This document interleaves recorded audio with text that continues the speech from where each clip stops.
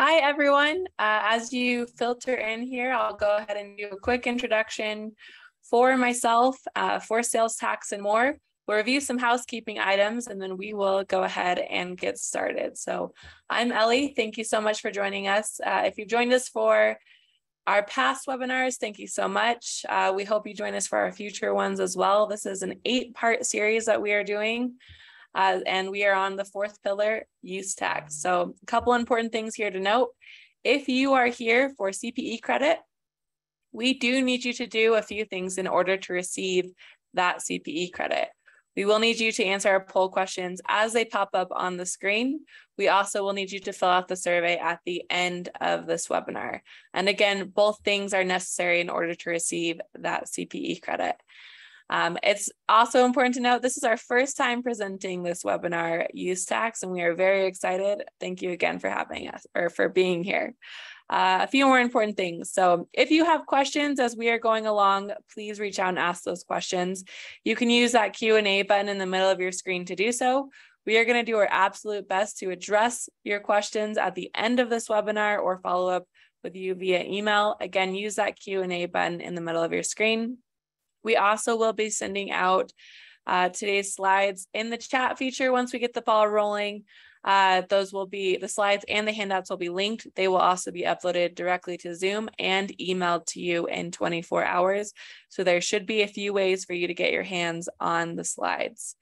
And let's do some introductions. And first of all, Sales Tax and More. Sales Tax and More is a full service consulting and solutions firm. We have a really great team here of experienced tax professionals who are very dedicated to fulfilling your state tax and related needs. So we do a lot of sales tax returns, sales tax registrations, consultations, research, and like our name states, more. So if you have questions about our services, please reach out and ask. We would love to work with you. And a quick introduction for our founder, Michael Fleming. Mike's state tax knowledge is very well-rounded, and he has helped thousands of companies of all sizes and in all industries, and is especially well-known for his work in the e-commerce industry. And Mike, if you want to take it from here, let's go ahead and get started. Thank you very much, Ellie. Wonderful introduction. And we once again have a very busy day planned, or a very busy hour planned here. We're going to be going over one of the probably most underestimated pillars, and that's use tax.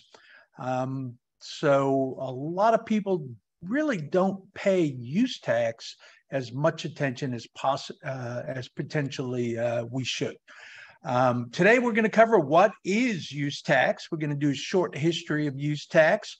Then we're going to talk a little bit about a vendor's use tax, a retailer's use tax, a seller's use tax, in contrast to the consumer use tax, which most of us are most familiar with. We're going to talk about some common problem areas. We're going to talk about the use tax accrual process and potential process issues. And it's not always about paying more. So sometimes it's about getting refunds. We'll touch on that briefly at the end. I have asked Ellie, we're having some bad storms out here at the ranch. So if my voice starts lagging, Ellie's going to turn off my video here and we'll just go on audio. But for now, Ellie, you want to do the first poll question? Absolutely, I do. That question should be up on everyone's screen right now. We are just getting a feel for who's here. Mike, and it isn't lagging too bad at this time, but let's go ahead and turn it off. And then that way I'm not shutting you off in the middle and you're thinking you lost us or anything. So everyone say goodbye to Mike. And in the meantime, Mike, most people are responding that, actually we have a pretty good mix across the board here. A lot of people here so that they can help their business and their clients, and for CPE, it's a good mix we have. So let's close this out and then we can move forward. Okay, welcome everyone. And as I mentioned before, very underestimated one of the 7 pillars. So let's start out with a brief definition. Use tax is a tax on the storage, use, or consumption of a taxable product or service.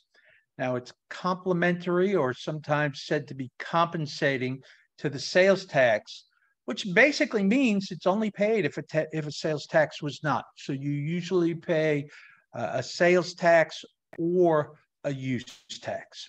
And there are some exceptions to that, and we'll talk about those later. But in general, that's what that is.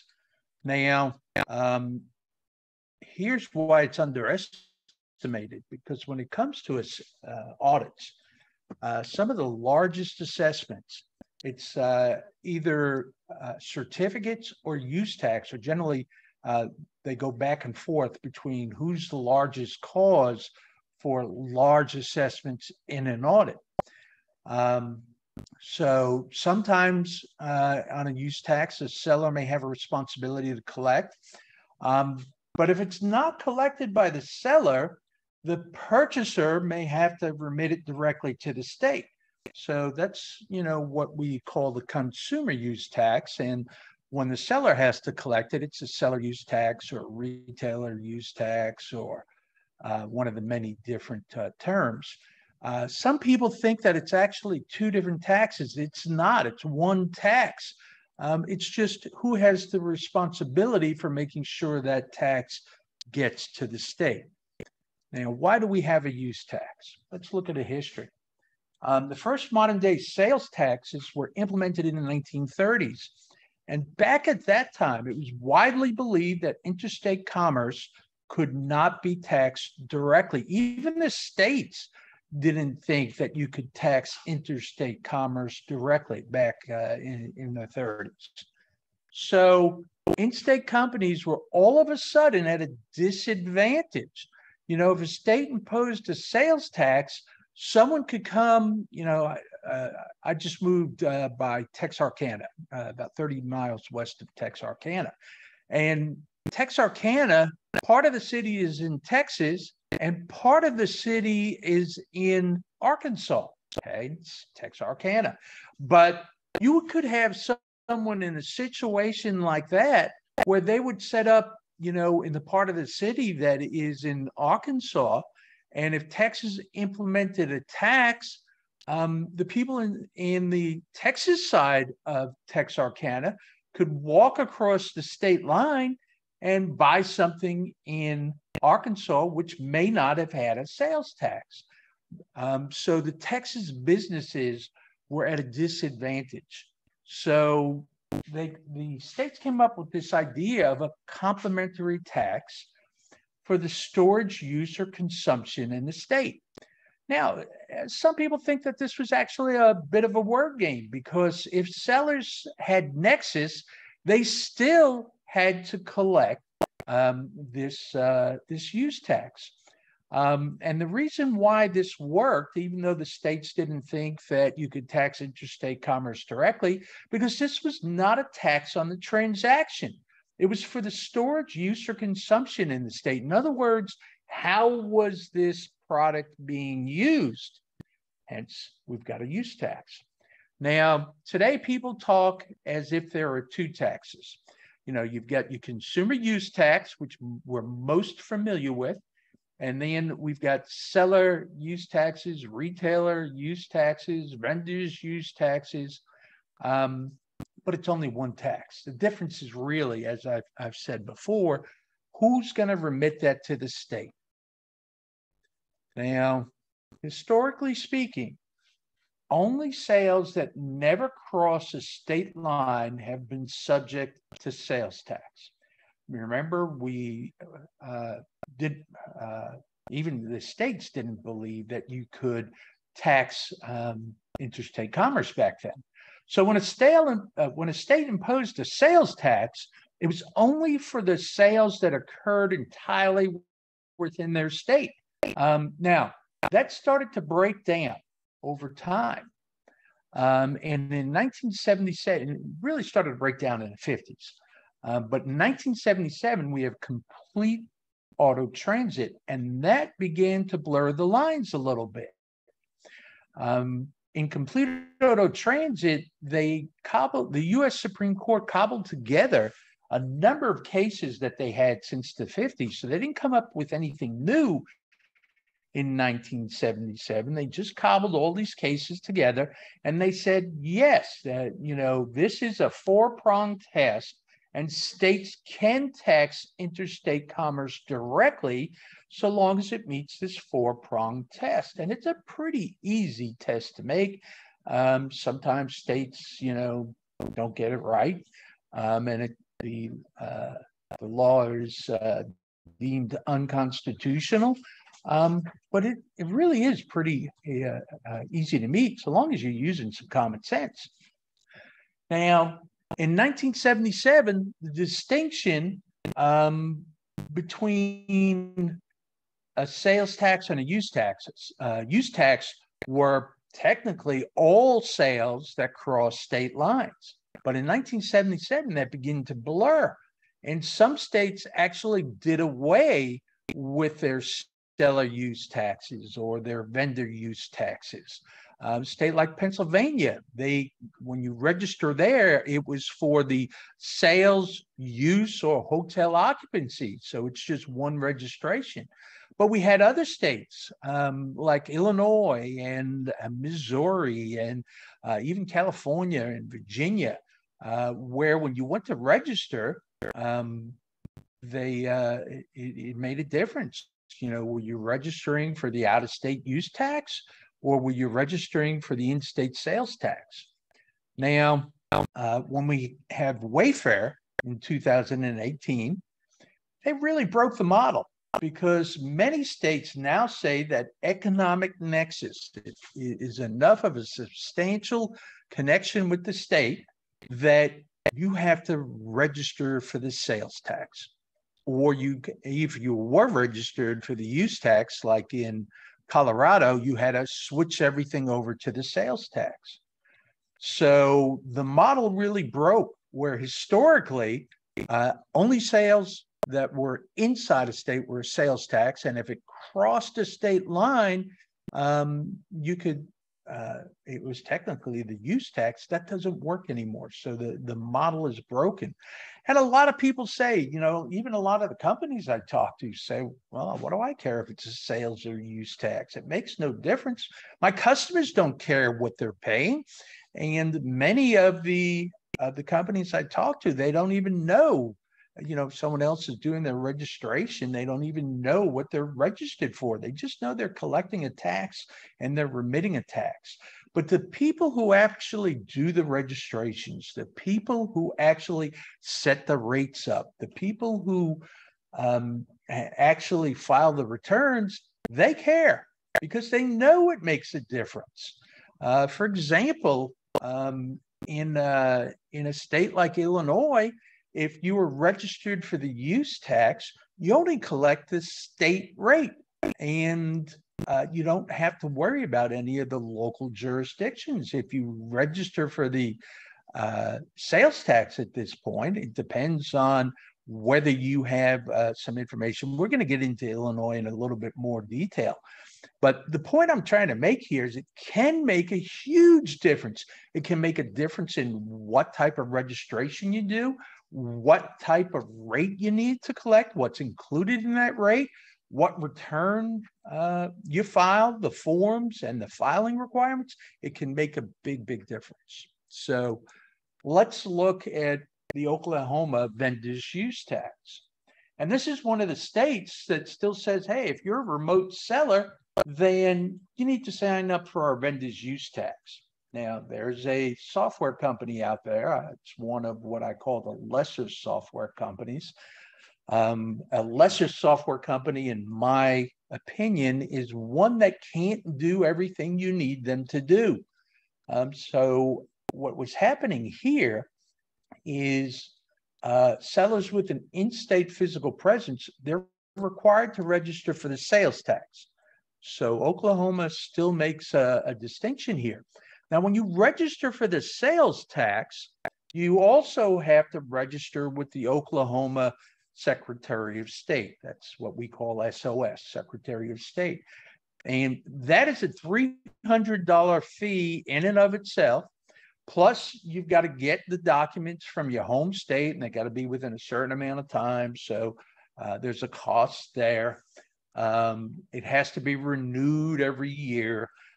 You need a registered agent, and depending on who you're using, they're generally in the range of $99 to $350.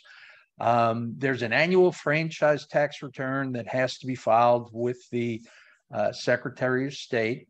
And it generally subjects you, if you're registered with the Secretary of State, Oklahoma is going to be looking for their income tax.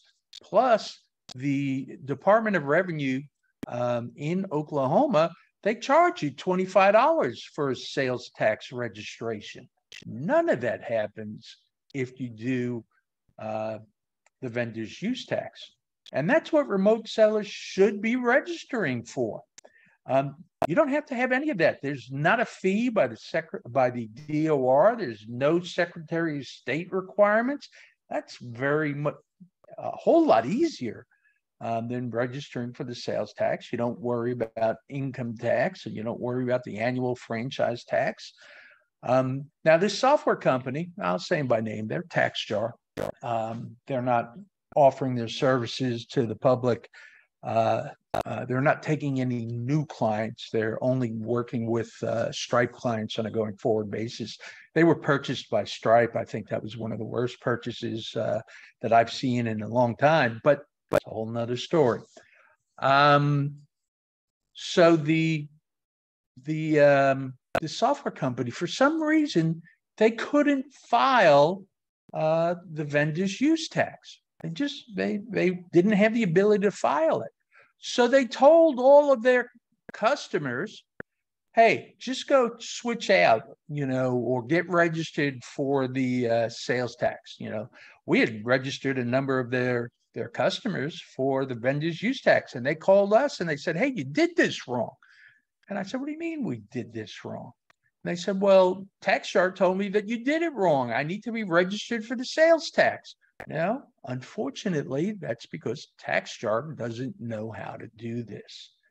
And they can't file the correct form for you. That's one of the reasons why we say that TaxJar is a less than company, a second tier company. There are software companies out there that can do whatever you want them to do. Unfortunately, there are some who can't.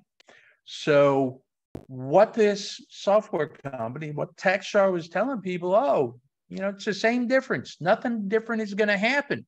Then a year later, people start getting calls and say, hey, you're not registered with the Secretary of State. Hey, you're not paying your income tax. So I don't know how maybe they just didn't know. Maybe they were told that, hey, it's no difference between a vendor's use tax registration and a sales tax registration. Maybe they just didn't know, but it's a big difference. So you got to know what you need to be registered for. And that makes a huge difference. Let's look at Illinois here. Remote sellers are required to register for the retailer's occupation tax. That's the Illinois sales tax. And it's got to be destination based.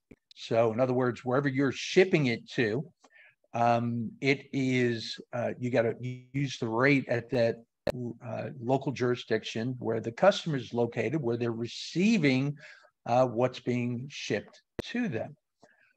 Now, there are about 4,000 local jurisdictions, not quite 4,000, but almost 4,000 local jurisdictions. That's a lot of work. You got to figure out the rates for all of that.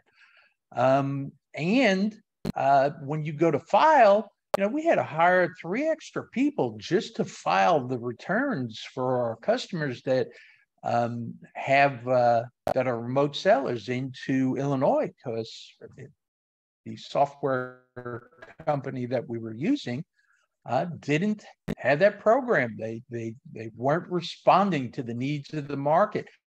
Maybe because it appears unconstitutional, and I'll show you that in a while. Maybe they thought they were going to change it, but it hasn't been challenged yet. We're 3 years into this, and actually this part of it, we're just about 2 years into it. But say you have inventory located in Illinois. And you're shipping from within Illinois. Well, now you're using the retailer's occupation tax, but origin based. So does that sound like you're discriminating against interstate commerce? Hey, if you're outside the state here, then you got to worry about 4,000 rates. But if you're inside the state here, you have to worry about one location, or if you're shipping from multiple locations, a couple locations.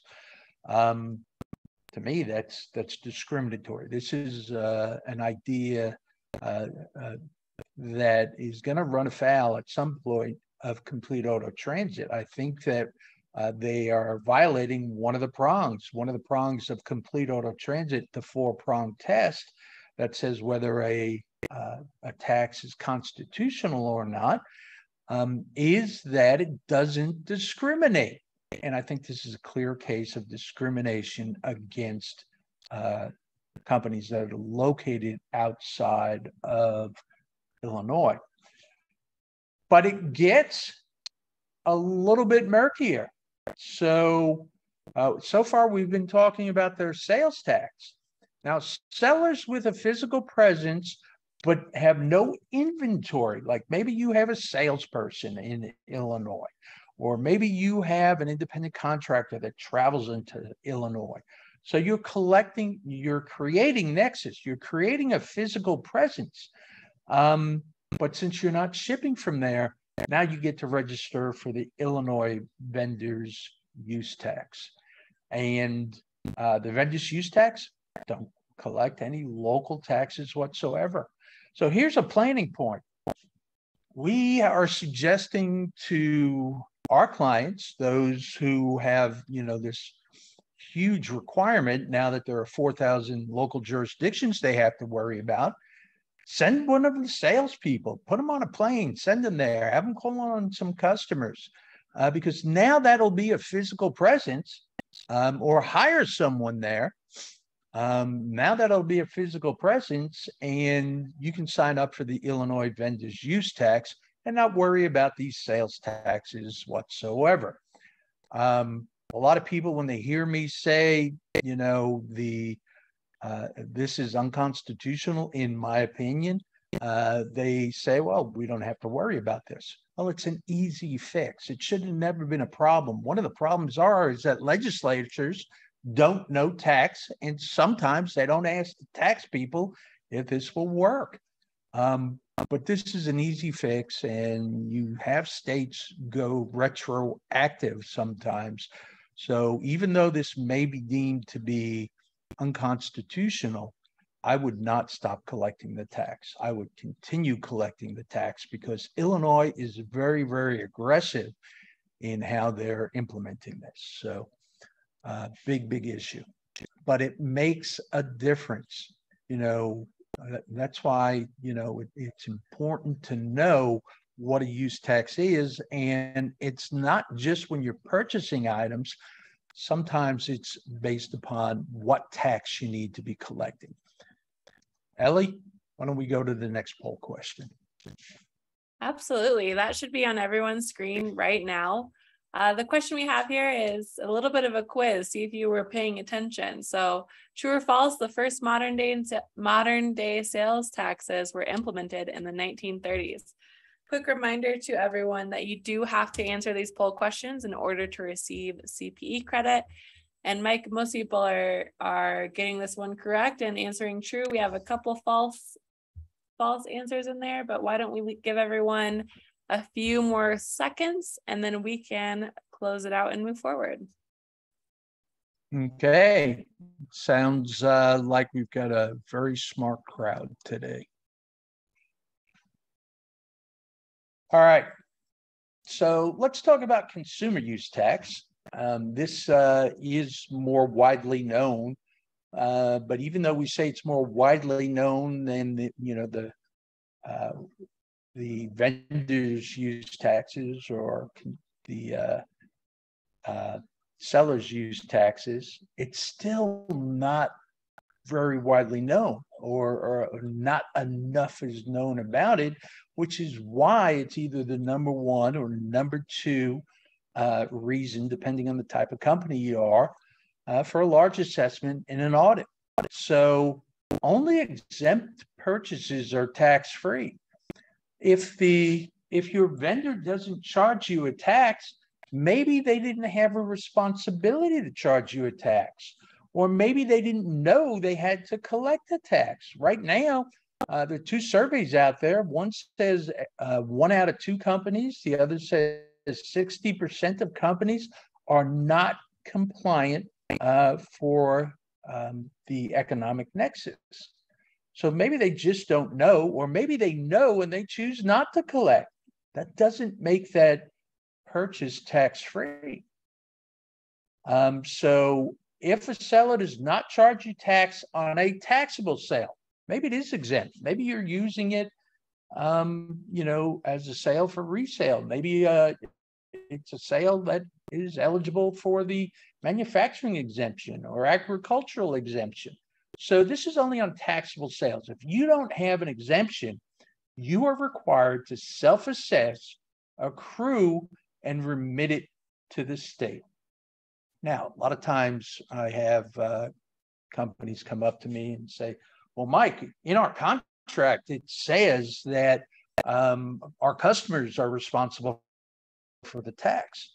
Well, generally, the states don't care about that. The states say you cannot contract away your liability, so you're responsible for collecting the tax. Now, tax should only be collected once. So if you get audited, you should be reaching out to your customers to see if they actually paid it, because even though it's only supposed to be collected once, the state's not going to tell you that, hey, your customer paid it. So it often gets collected twice. So if you're the seller and you get audited, you got to be reaching out to your customers. Maybe they paid it through an audit. Maybe it was actually an exempt sale and they can provide you an exemption certificate. Maybe they self-assessed and remitted it to the state like they were supposed to. So you got to be talking to your customers. Now, if you're the purchaser, again, you're required to self-assess, accrue it, and remit it to the state. Usually on your sales and use tax return, it's usually one form. If you don't have taxable sales, then it may be a separate registration. States will sometimes call it a consumer use tax registration, and you'll do it separately. But in most states, like California, once you do have a full registration, you'll want to file it on the sales and use tax form rather than the consumer use tax form. All right, so even individuals are supposed to self-assess, accrue, and remit it to the state. But I know of very, very few individuals that actually comply. And one of the reasons is that individuals are not audited. So, or historically haven't been audited for use tax. Businesses have. As a matter of fact, auditors will use consumer use tax as a prospecting tool, because they want to make sure when they go out, they're not looking only at your sales to make sure that you're collecting the right amount of tax and remitting all of the tax that you're collecting.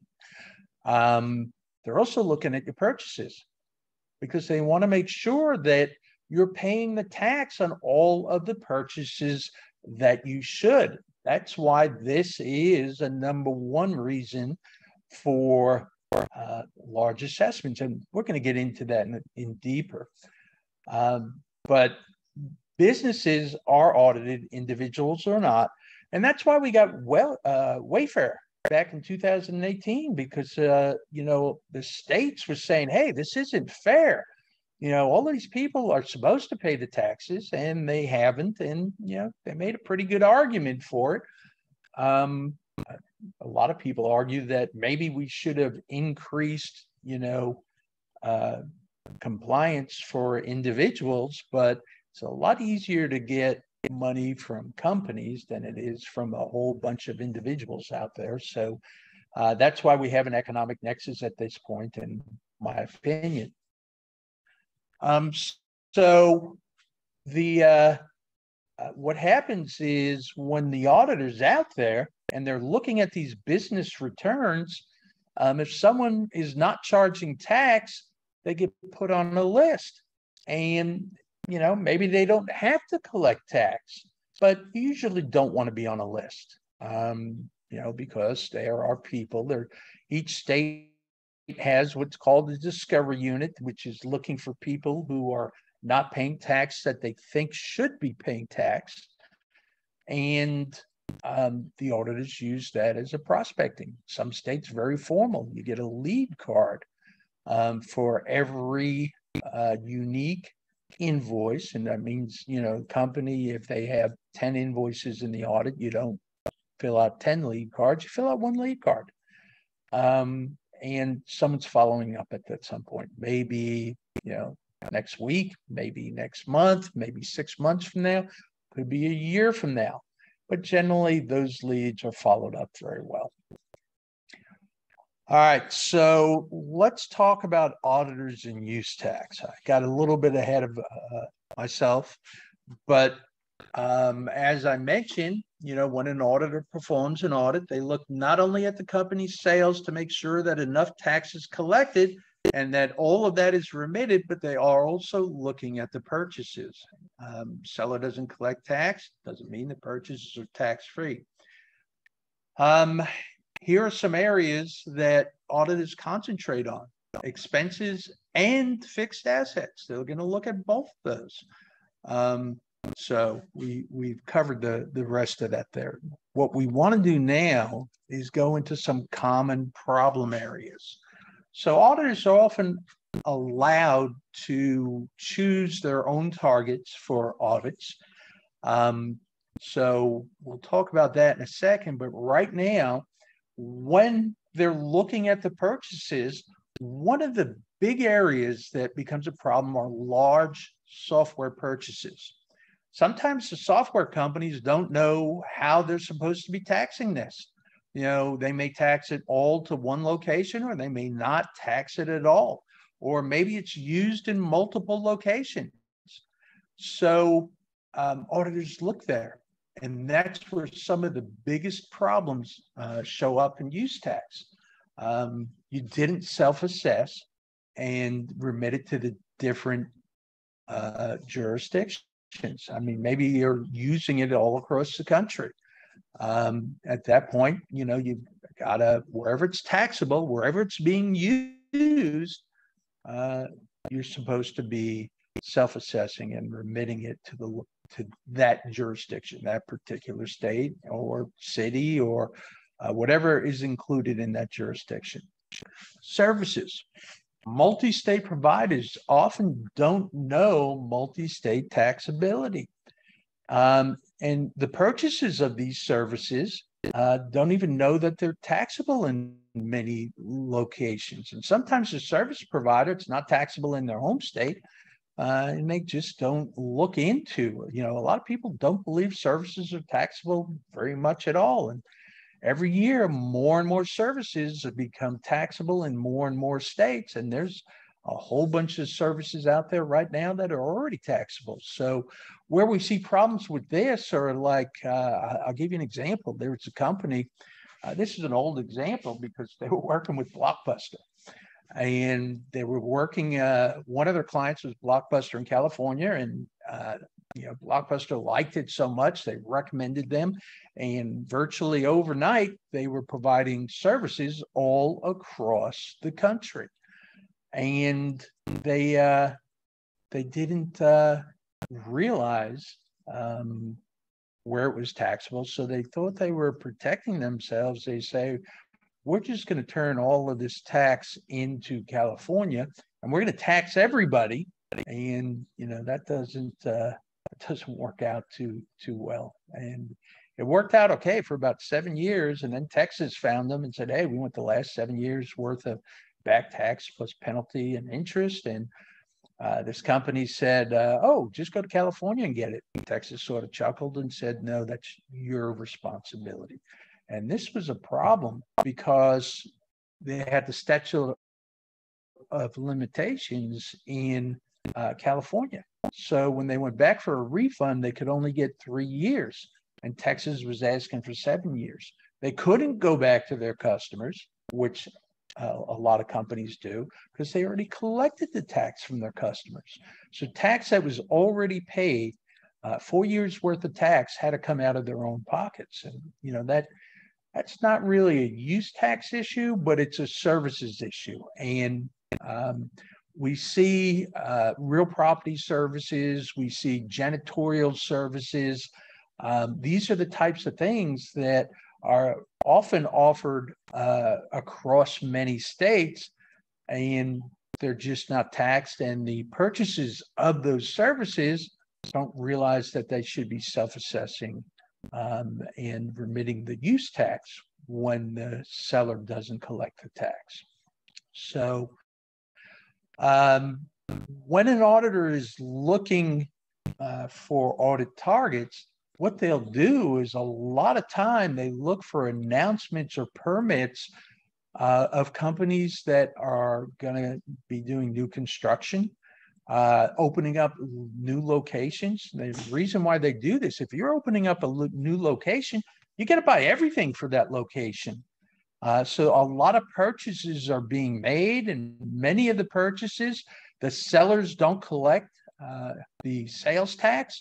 And the auditors know this. So they're looking for situations where there are a lot of purchases being made and where some of these may slip through the cracks. So they look for companies opening new locations. How about renovations of existing locations? If you're doing renovations, a lot of purchases are being made, and sometimes permits are required. And again, that's how auditors are finding them. Manufacturers. Many manufacturers' employees think all purchases are exempt. They're not. Only things that are used or consumed in the manufacturing process are usually exempt. Now, the definition of the manufacturing process is different from state to state, but sometimes you have someone think they're doing the company a big favor, and they're buying desks and they're using them in the manufacturing plant or whatever they're going to be using that's not eligible for the manufacturing process. They short pay, they take the tax off. And this one instance I was involved with, the auditor came to me and he was sort of chuckling, and I said, what's going on? And he said, well, he said they didn't pay any tax on any of their toilet paper purchases, and they were purchasing for the entire company. And he said, well, toilet paper may be used or consumed, but it's not used or consumed in the manufacturing business. So that's a little auditor humor there. And can you imagine this woman who then had to go, and it was like $300,000 plus impact in this audit. Imagine having to go to your boss and say, hey, I thought I was doing a good job and I short paid all the invoices with tax on them for the toilet paper, and now we owe $300,000 because of all of the toilet paper we've purchased over the last couple of years. Pretty embarrassing situation to me. So again, you know, you gotta know where you need to be paying tax, and if you're not being charged the sales tax, you gotta self-assess and remit it as a use tax. Contractors, another big problem area, because sometimes their projects are taxable, and sometimes they're retailers, but very often they're viewed as the final consumer. So if you know they purchase this at the same time their project was taxable, because if a project is taxable, you can usually buy for resale. But if the project is not taxable and they're viewed as the final consumer, there's no way to pass that on, so they've got to pay it. So if they didn't pay tax at the time of purchase, then they have to, self-assess and remit it as a consumer use tax. And the rules are so different from state to state. If you're doing this in one state, it's hard enough because going from project to project.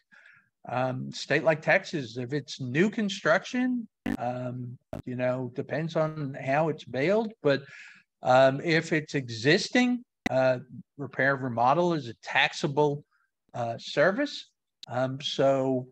Sometimes it's, it comes down to the type of project you're doing, the taxability. And most contractors, they don't have this down, even in the home state, let alone in multiple states. I shouldn't say most. Most of the contractors that I have come across, there are some out there that are very good and know what they need to know. But big problem area for contractors. All right, so as we continue along our problem areas, service providers, we talked about that a little bit. Sometimes the products they purchase are eligible for resale, but more often the service provider is viewed as the final consumer. Out-of-state purchases. I mean, if you purchase something out of state and then carry it into a state, that state can subject it to a use tax. Now, you can generally take a credit for tax legally paid to another jurisdiction. But that word legally is very important, because if it wasn't legally due in that other jurisdiction, you're not going to get a credit for it. And maybe it's past the statute of limitations. Differences in rates. So even if a sales tax is paid, this is one of those exceptions. If you're going from a low tax state and you paid the tax in the low tax state, and now you're carrying it into a higher state, a tax state, you got to pay the taxes on the difference. You still get a credit for the taxes that you paid, but you paid it at a lower amount. Maybe it was at a 6% rate, and the state you're using it is at a 9% rate. So now you've got to, pay that 3% difference. Going from a high tax state to a lower tax state, you don't have to pay any additional taxes, but you don't get any refunds either. So buying something out of state and carrying it into state, often a big deal. Intercompany transfers, they're disregarded for income tax, but that does not mean disregarded for sales tax. Transactions between an owner company, a parent company, can be taxable. Transactions between sister companies can be taxable, and can be subject to use tax. So we had one situation where there was one company that had a bunch of heavy equipment up in the state of Minnesota, and they moved it down to Texas and didn't worry about the tax implications. And Texas wanted all of the use tax on those vehicles. So, in mergers and acquisitions, can be big problems here. There are different rules for different states. The definition of an occasional sale can be different. In some scenarios, it depends on whether the seller paid tax on the purchase. So another problem area, you can't just rule out use tax when you're doing your due diligence on a merger or acquisition. All right, Ellie, do we want to do the final poll question here? Absolutely. We have quite a few options for this one. Quick reminder for everyone that you do have to answer these poll questions in order to receive CPE credit. And Mike, we right away have answers across the board. So the question is, which of the following concerns you the most when it comes to consumer use tax? We have service providers, out-of-state purchases, purchases of services, mergers and acquisitions, capital improvement, others, and nothing. You have it down. And Mike, let's give everyone. I like the people out there who say nothing. Nothing bothers me. I've got it all down. There is one person who is not bothered, but we have answers are still rolling in here, so let's give everyone a couple more seconds. But looks like barely the highest category here is out-of-state purchases. So why don't we close this one down and then we can move forward. All right. And let's start with use tax accrual process. Now, it's important to have a system in place. What that system looks like depends on what your business looks like. So if you have very few purchases, maybe you decide to review all invoices. And, that's, when the number's manageable. Maybe you have 20 purchases a day. You've got to decide what's manageable for you. If you got a lot of purchases, maybe you only review all invoices over a certain dollar amount. And I've seen companies say, okay, $1,000. Everything over $1,000, we're going to review. Everything over $10,000, we're going to review. Everything over $50,000 or $100,000. Again, it depends on what type of business. So what you consider a high dollar amount, you can choose to review all of them and then do a sample on the smaller invoices. You can target certain vendors. If you know certain vendors don't charge you the right amount of tax, either too much, too little, or not at all, you can target certain vendors when you're setting up your use tax accrual process. You can review all fixed assets. You can review all expenses over a certain dollar amount, and then again, sample the smaller expenses. So you can really set this up any way that you want to. And you're not trying to be perfect on this. If you're trying to be perfect, you're probably going to be spending too much money.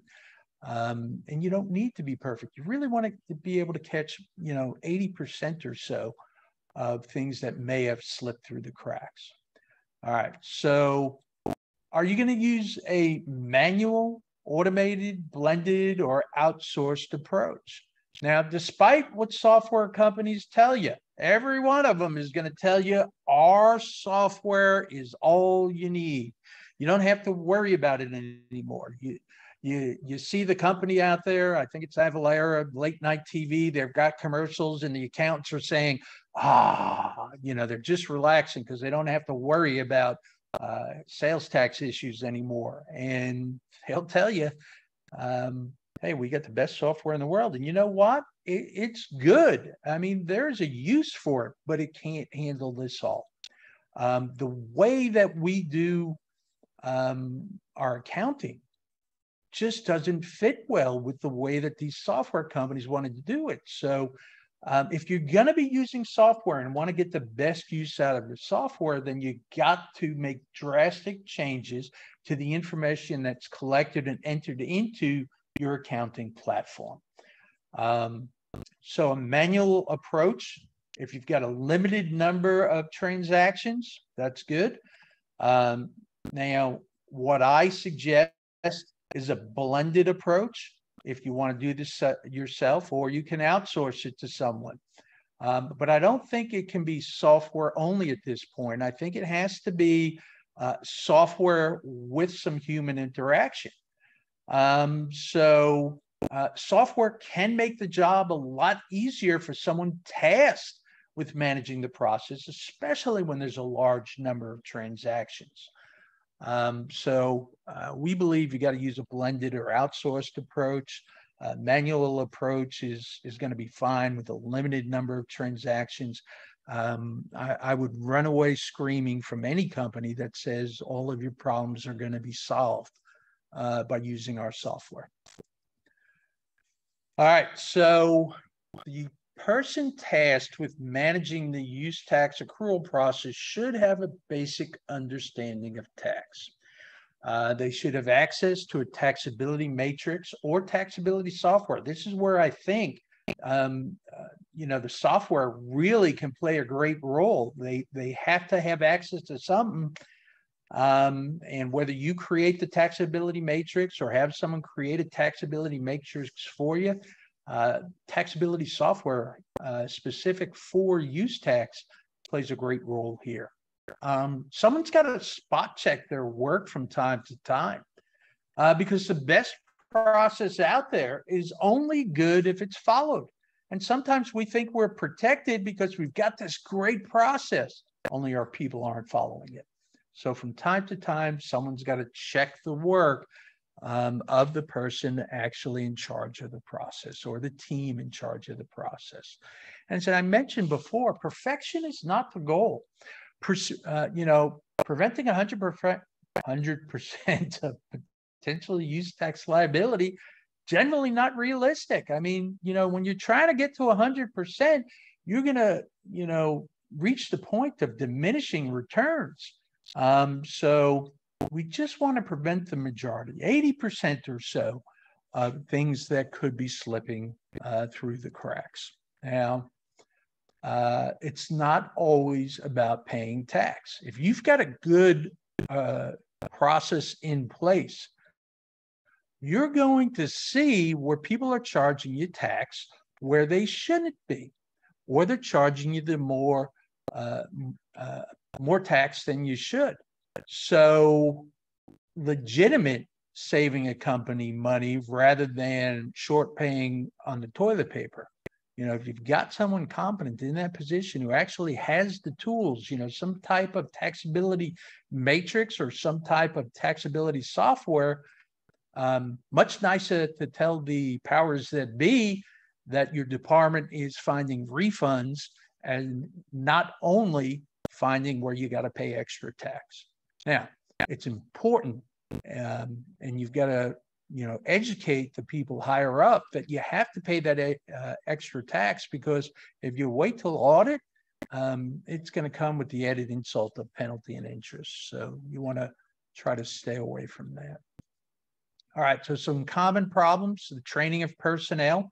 A lot of times, you don't have anyone to train them.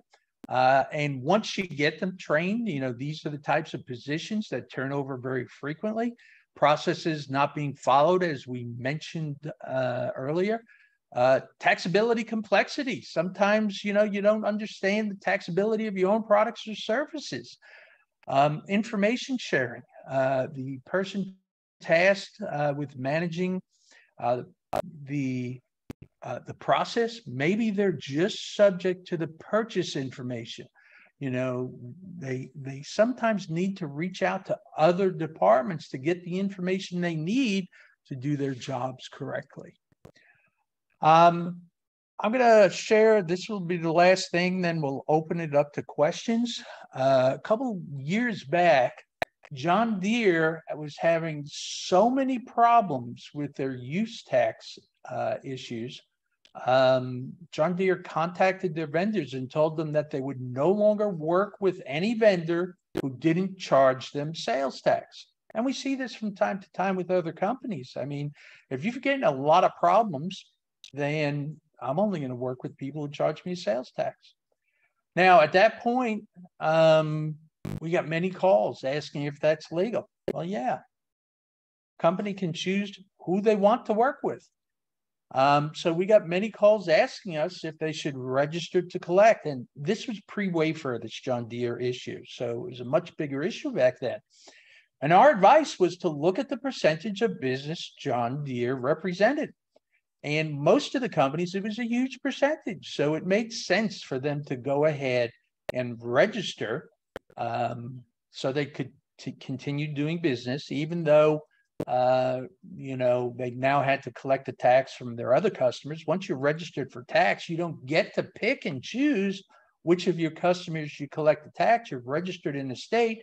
You pretty much got to collect the tax from all of your customers in the state. And there was one company that, it was less than 0.5% the business with John Deere. They were a pretty big company. And they said, you know what? John Deere can, find another provider of what we're selling, because we think that this is going to really impact the rest of our customers. So we don't want to subject them to tax collection because we think that it's going to be an obstacle to our business.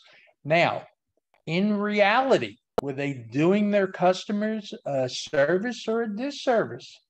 I think they were doing their customers a disservice, because if you're not collecting the tax, now you're leaving it on them and they have to remit it themselves.